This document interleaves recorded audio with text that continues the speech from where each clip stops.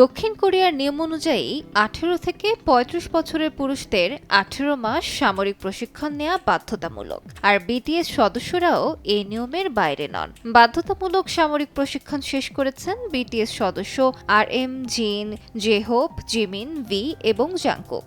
সর্বশেষ সদস্য হিসেবে শনিবার ফিরবেন সুগা। তাই তো বিরতি ভেঙে বিটিএস ফিরছে কবে তা নিয়ে অনুরাগীদের মধ্যে জল্পনার শেষ নেই।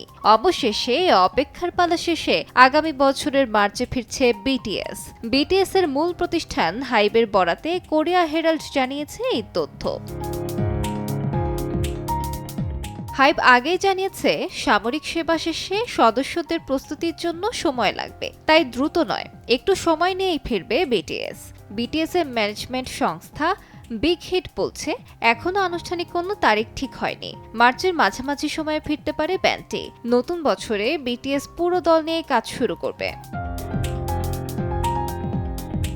বিটিএস তারকা জিন ২৮ জুন থেকে তার একক কনসার্ট ট্যুর শুরু করতে যাচ্ছেন, যা চলবে ১০ আগস্ট পর্যন্ত।